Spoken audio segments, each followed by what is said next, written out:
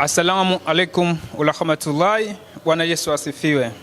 Bwana, kwanza kabla yote tuwatakie Waislamu wote mwezi mtukufu wa heri ya mwezi mtukufu wa Ramadhani, mfungo mwema, na wale upande mwingine tunawatakia heri ya mwezi wa Kwaresma kwa upande wa Wakristo. Nipo na mzee wangu Mzee Saidi. Kwa mara nyingine tumekuja hapa katika viunga vyetu vya burudani na michezo kuzungumzia habari za kimichezo zilizojiri siku ya jana na habari zingine hususani kuhusiana na msajili wa michezo kukabidhi katiba rasmi kwa wanasimba. Niko na mzee wangu, jana tulidadavua kidogo, lakini leo tutaingia kiundani kidogo na tujue katiba inasemaje. Hau maelezo kwenye katiba, je, yanawanufaisha wote wanachama pamoja na mwekezaji, au mwekezaji kidogo kutakuwa na kunywa jambo? Mimi sijui, tutamsikiliza Mzee Saidi kwa sababu naona yeye kapitia hatatuelekeza. Mzee wangu, habari bwana? Bwana salama. Shikamoo. Marhaba. Kwema. Kwema bwana. Kabla ya yote huu mwezi mtukufu wa Ramadhani. Naam shekhe. Kwa mwezi Kwaresma naona kuna mashabiki wetu wa Chapesa Media hatukuwatakia kheri ya mfungo wa Ramadhani, pia na hawa upande wenzetu wa Kristo hatukuwatakia mwezi wa Kwaresma. Wote wana hapo katika mwezi. Mimi nilikuwa sijajua kama Ramadhani safari hii imegongana na mwezi wa Kwaresma. Sasa kuna sehemu nilikuwa nimekaa kwenye banda la mabodaboda pale, nikaona watoto wanapita wa shule. Nafikiri ndio walikuwa wanatoka kanisani jioni jana. Nikaona wamejichola msalaba kwa madude meusi. Nikajiuliza mbona wamejichola msalaba nani? Ikabidi niulize. Jamaa mmoja akaniambia, Mzee Saidi, Kwaresma Kwaresma imekwenda sawa na Ramadhani. Mimi labda kwa kusema tu tutakiane kila la kheri. Sawa. Sisi ni Watanzania, sisi ni wamoja, sisi tunapendana. Sawa. Umenielewa Kwa hiyo Kwaresma tuwatakie kila la heri. Mfungo wa Kwaresma wafunge salama. Mwenyezi Mungu awaondolee madhila, Mwenyezi Mungu aondolee magonjwa, ili kusudi watu make wenzetu wanakwenda siku 40 ujue. Ndio. Sisi tunakwenda siku 30 au 29. Kwa hiyo ina maana sisi tutakuwa tumefungua wenzetu bado kama siku 10 au 9. Umeona Kwa hiyo nawatakia kila laheri Waislamu wote katika mfungo wa mwezi wa Ramadhani. Sasa shida itaanza hapa, ndio utajua kuna vidonda vya tumbo. Mimi naumwa, mimi mgonjwa. Mwezi mwezi ukija bwana una shida. Mimi nimeambiwa nisikae na njaa. Mimi nimeshaambiwa na daktari sikae na njaa. Na wao vile vile tuwatakie kila laheri. Mwenyezi Mungu awape wafu ili kusudi kesho na kesho kutwa au mwakani au mwaka ujao panapo uhai watafunga. Taendelea. Hapo kule upande wa pili anakuambia mimi nimefunga nyama. Yesu hakufunga nyama.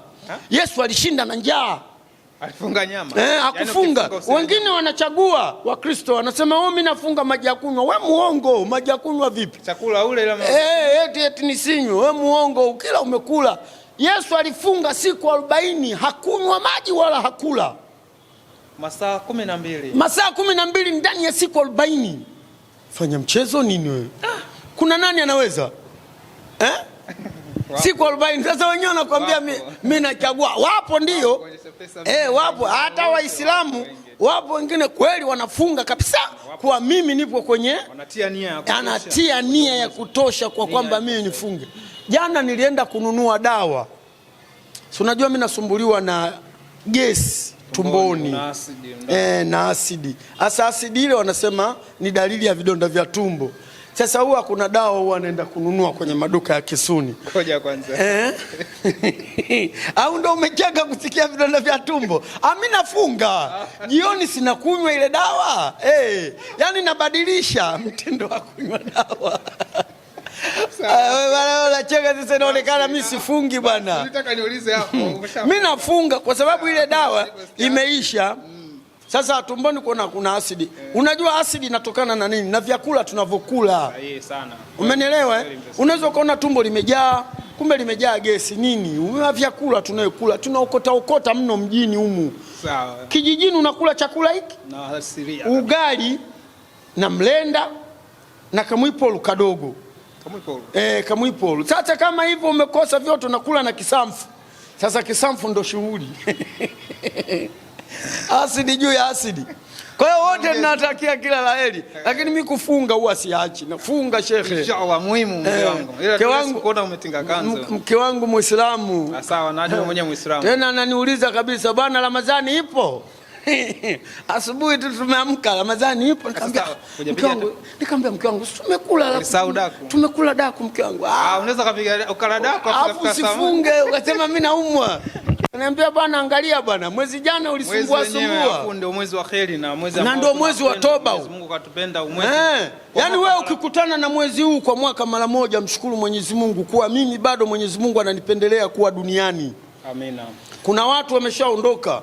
Sawa, tunashukuru. Na imani tayari tumeshawatakia. Alihemu babu yangu mzee Juma Kwingu alikufa mwezi kama huu. Ila wakati anakufa tayari alishatununulia nguo za sikukuu. Wewe unaweza? Na ndio maana na mimi nataka tu nikipata kamshahara kangu naenda kununua nguo za watoto. Kabla? Naweka kabla mwezi haujaisha. Maana naweza nikapata safari hapa. Watoto wataanza kutangatanga, wananung'unika, lakini mimi mwezi huu leo si tarehe ngapi leo? Tarehe 20. Tarehe 19. Leo tarehe 19. Ukitoka tu mshahara wangu, wallahi nawaambia watu wote wasikie, na kwenda kununua nguo za sikukuu na wawekea wanangu. Kwa hiyo hata nikienda mbele ya haki mimi najua tayari kule nilishawaachia sadaka ya nguo wanangu. Unapata njia za babu. Inshallah. Jambo la kheri. Mzee Saidi bwana, jana KMC. Young Africa. Huyu bwana jana akacheza na Cosmopolitan. Wale walishawahi kuwa mabingwa wale. Cosmo. Shakuwa mabingwa wa Tanzania wale. Lakini kwanza wimbo mkubwa ule na wewe hatujazaliwa. Sasa ilikuwa mwaka gani? Siku nyingi. Hata wewe hujazaliwa. Yaani kombe lile linaanzishwa tu, Simba kabeba, wa pili kuja kulibeba Coastal. Uliza utaambiwa. Wa pili Yanga. Alianza Cosmo? Alianza Simba. Simba kubeba kombe. Kalibeba lile kombe linaanzishwa tu ligi ya Tanzania. Akachukua Simba kwanza. Akalichukua Simba. Miaka miwili kama sikosei. Miaka miwili au mitatu. Akaja akachukua huyu alicheza na Yanga, Cosmo.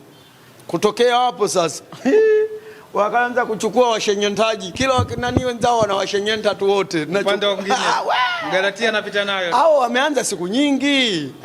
Dakika 45 mzee Saidi. Ndio. Mchezo ulikuwa namna gani? Kwanza wimbo wa jana na vigelegele shangwe zilizokuwa zinafanyika pale KMC. Ni sajili hii mpya. Buba jamii. Sikiliza nikwambie. Hata muhindi wa Simba ameongea. Muhindi wa Simba ameongea. Yanga wana viongozi. Sawa. Muhindi wa Simba kanisapoti bila yeye kujijua. Yanga wana viongozi wenye kujua nini saizi tufanye. Ndio tuliokuwa nao sisi kipindi kile. Sasa hivi hatuna viongozi hao.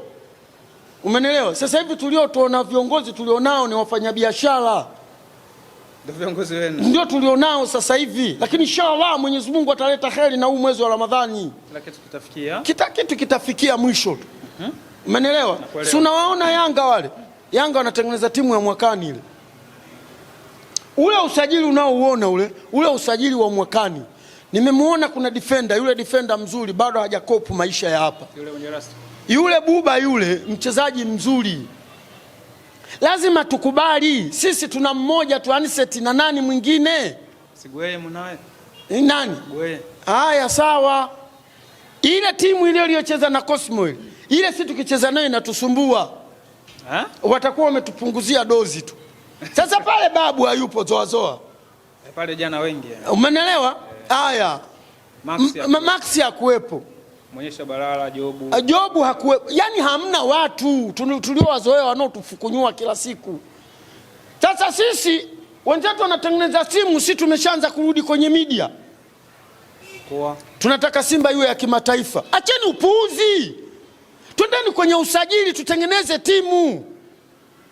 Wenzetu wanaleta wachezaji wao wakija wakitufumua wao wametuonea. Wametuonea vipi? Wenzetu wanatengeneza timu.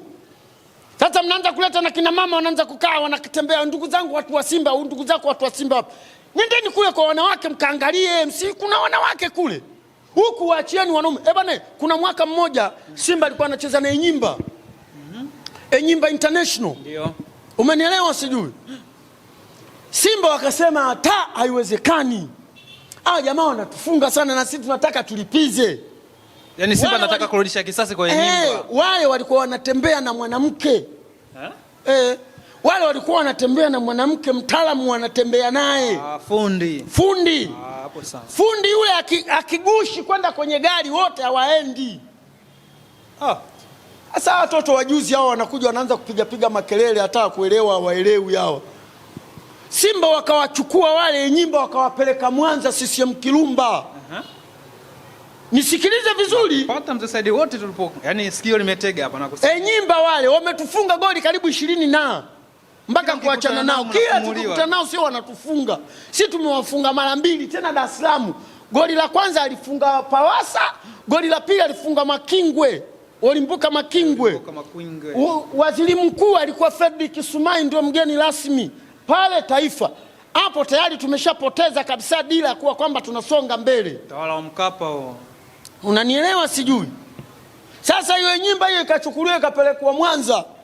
Kufika Mwanza Simba umeshawatafutia nyumba. Ile nyumba Simba washaiharibu, ile guest yote washaiharibu. Yaani sasa wale jamaa hawataki kuingia kwenye ile nyumba. Wakasema mtaingia. Hawataki bwana, umefika pale reception. Kiingereza tu yes I'm saying fucking Jacob. Zikaanza kupanda ili waingie. Sasa kilazima Simba wanataka waingie. Sasa yule mama hata yule mama anaweza yule. Ngumi zinatembea. Shaka kwenye mpira ngumi huwa zinatembea. Unafanya mchezo afu mnatuletea watu wenu eti mjumbe wa nini? Na ndio maana Simba tunafumuliwa kila wakati kwa sababu hatuna watu wa maana. Watu wanatakiwa wakae kule mashababi. Haiwezekani, inawezekana. Na ndio maana hata milangoni watu mimi siku moja niliongea nikamwambia nenda kachukue jezi ya mchezaji wa Yanga uone shughuli yake. Mabounce utaona hata yule, wewe nenda kachukue tu jezi ya mchezaji wa Yanga. Lakini mchezaji wa Simba unaweza kaenda ukachukua na usifanye chochote. Na kama mnaleta maneno mmeleta ndio maana nimewaambia jana dawa ngojeni iwaingie. Leo mambo yote yamefumuka. Kila kitu kiko. Wewe bwana, wewe vipi bwana? Niambia ile Albadili ya Shabani tayari. Albadili ya Shabani imenyoka. Na nilikwambia kama ni kweli Albadili hii ni halali. Shabani kaangaika nayo. Watu wote wamemkimbia. Yatatokea haya. Sasa mkataba anao Shabani anatembea nao. Si wewe ndio ulihangaika kwenye Albadili? Siba. Sasa na mimi niliwahi kumpigia simu Shabani nikamwambia Shabani, kama umesoma Albadili ya kweli Mungu atakulipia. Si hapo na mkataba anao. Sasa tunaanza kwenda kumfinya mtu yeye kila siku, wewe unatudai ndio anaanza kuleta wanawake, sasa wanaanza kuleta uchonganishi. Tulieni dawa iwaingie my friend. Watulie? Dawa iwaingie my friend. Zinakuja. Simba itakaa vizuri tu. Na sisi tutarudi katika kilele cha furaha. Wewe mtu unataka wewe tu kila siku. Lete maneno mdogo wangu. Pani Afrika. Pani Afrika. Zide JKT bwana. Watu wamekula 7. Sasa yule JKT yule Pani Afrika. Na yule aliyocheza juzi.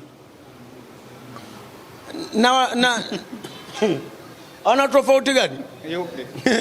Yule Greenland yule anasema ametoka shamba kwenda kulima mchana anakuja kukutana na Simba. Kocha anasema sisi mazoezi yetu tunatokea wachezaji wangu.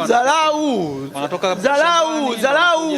Zalau babu. Afu wachezaji wetu sisi tumekutokota. Zalau huyo babu. Simba msione. Zalau vipi? Zalau huyo babu. Sasa tunasema timu ya vijijini ya mkoa. Sasa mazoezi yao wanafanya shambani. Sawa. Wanatoka kulima. Wakishatoka kulima. Maana yake nini sasa? Wewe umeelewa maana yake ya yule kocha? Hujaelewa Alikuwa anamaanisha nini? Anamaanisha kwa kwamba nyinyi Simba mna wachezaji mpaka wa kigeni, mmeshindwa kutupopoa mengi. Kwa hiyo hamna kitu nyinyi humo. Ndio haya mambo mimi nayopigia kelele. Wale wote wanatakiwa 7, 6, 5, 8 nenda kapumzike kwenu. Karaha za maneno hakuna. Sasa umemfunga vigoli 3, kocha anaanza kuongea maneno ya kishenzi kama hivi. Huo ni uzalilishaji yani Simba inazalilika. Kwa mmeshindwa kutufunga sisi wa shamba walima mihogo. Ndio maana yake. Mazoezi tumetokea shambani, tumekirikita maji matuta sijui nini, ndio mmetuletea tumekuja huku. Na ukiangalia kweli make kama mmoja yule alikuwa anamwangalia mpanzu kuanzia kwenye miguu mpaka kichwani. Watu wanawashangaa. Kuna mmoja amekaa amemshikilia mkono Kapombe. Nenda kaangalie kwenye TV. Kaungangania mkono wa Shomari Kapombe. Kama atakutana na Kapombe lile. Saidi bwana. Timu za mikoa. Nakwambia hivi, kuna mtu mchezaji wa ile Greenland Sijui ni winga yule, sijui siku ikalili namba yake, alimshikilia Kapombe mpaka Kapombe anamuuliza vipi, mbona umeungangania mkono?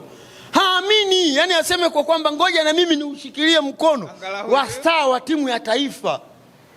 Fanya mchezo nini? Hata mnaenda kuwafunga 3. Kocha kwani asiseme maneno ya ovyo? Ile Cosmo ile Potani ile ishachukua ubingwa kabla ya Yanga. Kaja wa pili. Sasa baada ya Simba na kwa hiyo katika historia wale wapo. Greenland iko historia gani? Greenland wanatoka kulima mihogo kwa afu mnakuja mnaacha kuwapopoa magoli ya maana ndio ujue timu hamna. Alafu wale kina mama wanakaa na kwambia ndugu zangu watu wa Simba naonesha makaratasi. Ya nini? Sisi tunataka makaratasi. Sisi tunataka timu uwanjani pale. Tunatolewa ufafanuzi wa wakati. Na Mangungu na nini nakwambia, namwambia kabisa Mangungu tunaanza kuiweka sawa Simba. Hakikisha usajili unaofanya ni usajili wa maana. Sio unaenda kuchukua mapungazezo unayaleta hapa tunakushona tena na wewe. Sio kama tumekuacha tumekupumzisha. Umeelewa sijui? Umemwacha apumzike. Apumzike kwanza.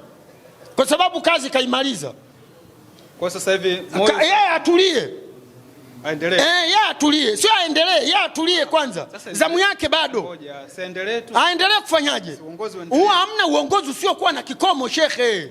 Bado. Hata Mtume mwenyewe kaongoza kaenda zake kwa Mwenyezi Mungu. Kwa uongozi wowote una kikomo. Kwani si kila baada ya miaka 4 mnafanya? Miaka 4 kakaa miaka mingapi? Kuingia 2023. 23 ya wapi wewe 23? Huyu bwana huyu 22 ile. 22. Sasa wanagombana tunafungwa na nani na wale experience ilikuwa mwaka mwishoni mwa mwaka. Niongezeni. Ana 5 na 4. Ana 5 sasa. Niongezeni tu. Ataondoka tu. Watakuja watu na safari hii. Ole wao tunaweka vijana. Na tena nawaambia kabisa kama ni mikono itembee polisi watafanya kazi wa Mama Samia. Tunaweka vijana pale. Kwenye uongozi. Yaani tukikujua wewe tu na chembe za Yanga toka. Sasa ile kazi. Kazi ya nani? Kazi ni kazi. Kazi ni kazi. Kwani si hatuwajui? Wanatutia ujinga kumbe wako upande wa pili. Si ndio maana kuna mtu alipigwa picha akamwambia we nani? Siku hizi katulia mwenyewe hata kuongea ongei. Takuzalilisha watu wakuondoe kwenye kitumbua hapo. Hayo unaizungumziaje huko msemaji mwambiaje? Wasemaji wote wapo? Wasemaji wote wa Yanga. Afu mmoja kaenda kumuomba samani, bwana nisamee bwana. Usifike mbali utaharibu. Huyu mwingine naye akiona yamechachamaa sana, anamuita bwana njoo tufanye complex hapa. Na waandishi wa habari pale complex. Anamuonya we mtoto. Acha ujinga bwana. Nini nimefanyaje? Acha kupandisha sauti. Wewe hujui kama mimi natafuta ulaji wapi? Wewe bwana tulia bwana wewe bwana mdogo. Na ndio maana anamheshimu. Anampoza kidogo. Kama aliwekwa ndani na mkuu wa wilaya na mkuu wa mkoa nyinyi yule mtoto suksi. Si niliwahi kuambia mimi. Wahi kuambia yule mtoto hafai. Kigoma. Yule anakuja na Kigoma kabisa anakusuta. Sasa kama katoa kwenye simu haya we vipi bwana? Wewe si wewe jamaa kafiga skefu ya Yanga. Afu na hapa imepita. Bwana si wewe ndio wewe sio wewe bwana. Bwana wewe sio wewe. Mimi bwana kaa kimya. Kwa hiyo kiongozi naye mnampa muda kidogo atulie. Mwacha pumzike. Mzee Said jana rasmi msajili wa michezo kupitia bodi ya BMT kupitia BMT Simba imekabidhiwa rasmi katiba yao. Sawa. Wameshawakabidhi sasa hivi mambo yote yamebaki upande wenu wa klabu pamoja na mwekezaji. Sasa kile kilio kilichokuwa kimelia mheshimiwa amejaribu kukaa na uongozi wake wamekubaliana na uongozi ukatekeleza tayari imeshakamilishwa. Upo kwenye mikono yenu. Sasa zungumziaje kwanza? Kama wanavyosema maana yake sijaipata mimi katiba nikaisoma vizuri nikatulia. Kama kweli katiba hii iliyotolewa na msajili wa vyama vya michezo ina mapungufu katiba ya Simba, basi kabla hatujaanza kufanya chochote kwanza tuifanyie marekebisho sisi wenyewe wanachama tuipitie ile katiba. Kama kweli namtoa Mangungu, haswa mimi nalia na Mangungu tu, kama kweli namtoa Mangungu anatakiwa arudishiwe hadhi yake katika uwenyekiti wake. Kwa sababu yote ukimpiga wanakuambia bwana mwenyekiti yule wa Simba katiba inamkataa, hausiki. Haiwezi kuwa na mtu anayechaguliwa na wanachama alafu katiba ikawa inamkataa. Duniani hakuna. Hiyo ni katiba mfu. Sawa. Hiyo katiba ni mfu. Kwa sababu huwezi kumkataa mwenyekiti aliyechaguliwa na hao wenyewe wanaoipendekeza katiba. Kwa sababu katiba inapendekezwa na wananchi wenyewe. Ndio. Kwa sisi tunataka mkuu wa wilaya tumpigie kula. Mfano natolea. Kwa hiyo sasa na wao sisi wana Simba tutasema sisi tunataka mwenyekiti wetu tumpigie kula, ambayo ndio mpaka sasa hivi. Lakini mwenyekiti huyu awe ana mandate na mamlaka juu ya Simba. Sawa. Sijui unanielewa. Sasa kama hivi vitu havipo katika hii katiba, inatakiwa ile katiba itenguliwe, itengenezwe katiba yenye kutoa mamlaka kwa viongozi. La pili, katiba iwatambue wazee wa Simba. Katiba iwatambue wachezaji wa zamani wa Simba walioichangia timu. Sawa. Yani hayo ndio mapendekezo yangu mimi. Wallahi katiba kama itaenda hivyo, itakuwa katiba nzuri. Ni ile Simba mlioitaka sasa. Ile tuliyoitaka sisi. Kwa sababu katiba ile ikiwatambua wachezaji wa zamani, wataingia katika vikao. Kwa tutawapigia kula katika vikao. Wataenda kuwatoa maamuzi kule. Tuna wachezaji shekhe wenye weledi, wamesoma Simba. Hivi we mpaka hivi leo hii yule Engineer Hersi mechi kama hizi za Simba na Yanga usikute tayari kaishawaita wachezaji wa zamani. Jamani tunaenda kwenye dabi mnasemaje? Ndio. Mheshimiwa mwenyekiti unatakiwa ufanye hivi, tufanye hivi, tufanye hivi, tufanye hivi. Sawa. Katoka pale kaenda kuwaita babu zake wale. Wazee wa Yanga. Wazee wa Yanga njooni. Mnasemaje tunakwenda kwenye dabi? Kwa sababu kwenye dabi mpaka wachezaji hawaipendi. Sio viongozi peke yake, mpaka wachezaji, kwa sababu linapokudondokea ndo shida inapoanzia, ndipo unapopotea hapo hapo. Hiyo dabi hiyo mnaishangilia saizi hiyo. Wenzenu kule Kisimba Yanga hawaitaki hata kwa bahati mbaya. Kwa sababu wanajua litapoenda kufungwa. Litakapoenda kufungwa yule aliyesababisha ndio chanzo cha matatizo yote. Ukai. Kifusi kinamwangukia yeye. Kuna mchezaji mmoja alisababisha goli wa Simba, jina limenitoka, asijui alikuwa nani. Mwaka. Yule alienda kujifunga goli, wewe umemuona tena hata mpilani hayupo, umemsikia yuko wapi? Unasahau. Sasa alikuwa hapo yule baba yule walikuwa wanamuita nani yule, walimtoaga KMC sijui alimtoa wapi. Mtoto wa watu kila akitembea umetufunga. Sio cha Sambi. Yule beki yule alilitia mwenyewe uwanja wa Taifa pale, limepigwa kaenda kaliweka ndisho Malika Pombe akachelewa kuliokoa. Nani alikuwa Kijili yuko wapi? Hata usifikiri watu wanataka wale. Kijili. Na ndio maana unakuta Yanga wane mguu wa shingo. Tusifungwe tu na watu. Zahama itakuwa kwetu. Na hata sasa unavyoona hivyo hata viongozi, labda tu viongozi wa sasa hivi wa Simba hawana uchungu na timu.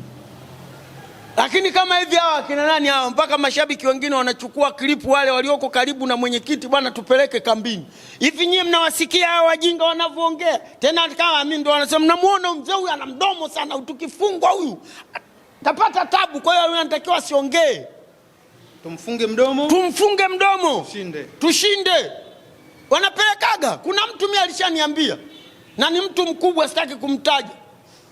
Ana manyota yake. Akaniambia, "Acha Mungu." Aliniambia, "Wewe mzee Saidi sikiliza, maneno yenu yakishanisha."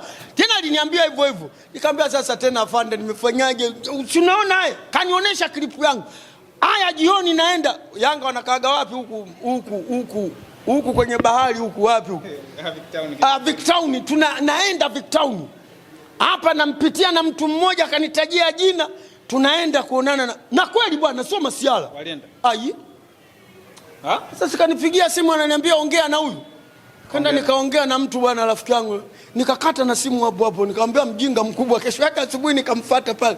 Nikamwambia tabia mbaya hiyo. Takuweka lock up. Nikamwambia mimi natangulia twende. Afu mzee Pono nikamwambia mzee Pono, akaniambia mzee Pono unajiamini? Nikamwambia potelea mbali. Wewe ulichonifanyia sasa kitendo cha kuustaarabu hicho. Sio sahihi. Kanipa mtu eti naongea naye. Ongea na huyu.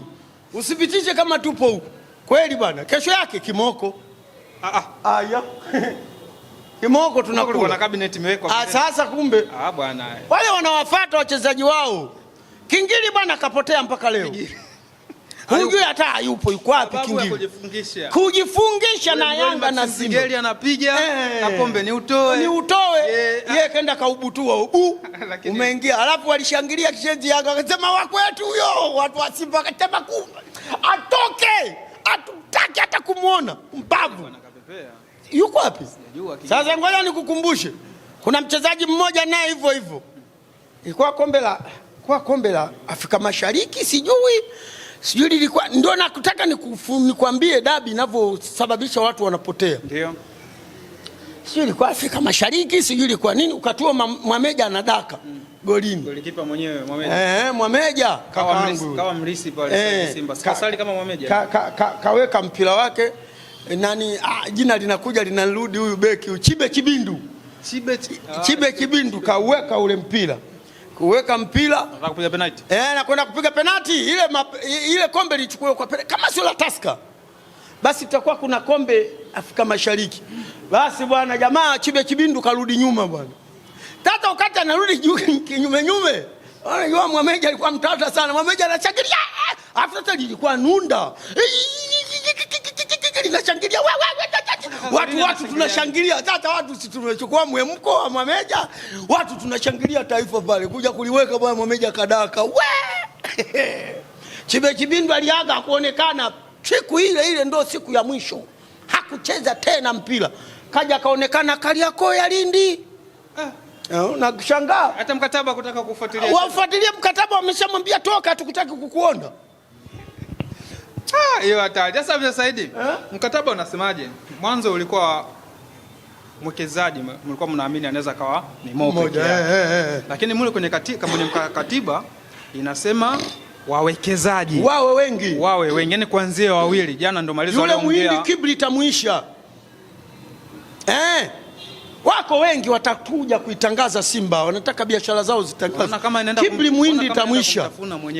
Acha imtafune, katutafuna vya kutosha.